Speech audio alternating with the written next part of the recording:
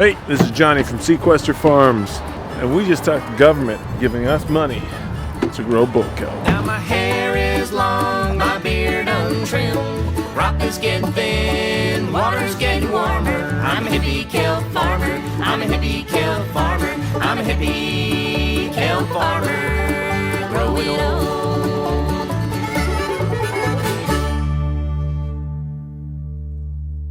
Now, we didn't exactly talk them into it. We just came up with a couple good ideas to address some concerns. So what are those concerns? Turns out bull kelp doesn't grow all that well using standard kelp farming practices. Now, I might be a few folds short of a frontal lobe, but when you think about how it grows in the wild, it kind of makes sense. Ugh.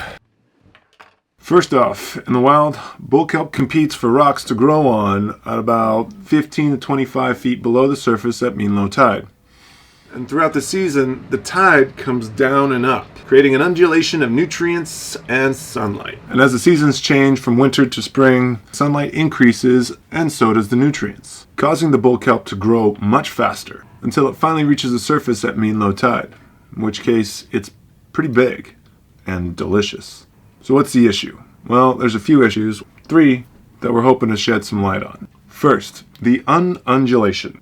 One of the most predominant ways of farming kelp is the standard surface array, and it is tethered to the surface through a system of buoys, anchors, and lines. And what I mean by tethered by the surface is that it moves up and down with the tides. The depth of the water that it's in never really changes, thus negating that undulation. Second, quarters can be cramped. Bull kelp in the wild has to compete for space on rocks, causing it to be a little bit more sporadic underwater. When planting bull kelp with a continuously seeded string on a line, there's not much for it to compete with. And so the bull kelp just grows pretty much on top of each other, creating a mess of twists and tangles that cause a lot of issues when you're harvesting. Not to mention, it makes the line super floaty when all the bull kelp is super small. Which brings me to the third issue. It floats a lot. I've heard estimates of somewhere around 5 to 6 pounds per foot. I'm not sure how accurate that is, but on a 200-foot grow line, we're talking about 1,000 pounds of buoyancy. Now, while you can grow bull kelp on a standard surface array, it's just not optimal. You end up having to add a bunch of weight throughout the season, and when it comes time to harvest, you got to take it all off. It's a pain in the ass. So what are we going to do about it? Well, a few things. Now, quick disclaimer, I'm not a scientist. This isn't going to be a published study. It's merely just to add to the pool of information to help farmers grow better kelp. First, we're going to try and do a comparison between a standard surface array and a benthic array.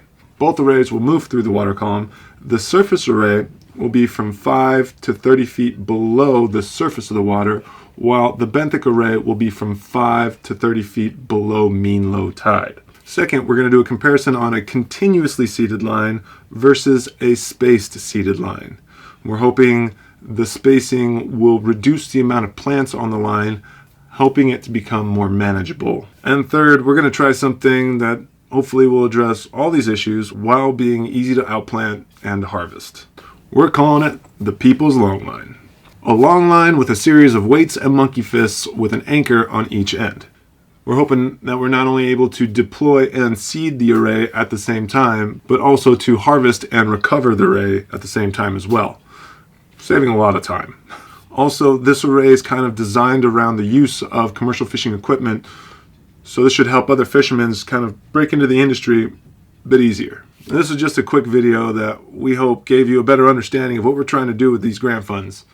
We're hoping to make this a series so you can follow along with all of our trials and tribulations as we build out the arrays, deploy them, seed them, monitor, and harvest. And we'll see what we come up with, see what worked, see what didn't work, and hopefully add to the pool of knowledge. Let me leave you with this, a riddle that we're constantly battling. What kind of window always shows a nice day outside? Eat some kelp.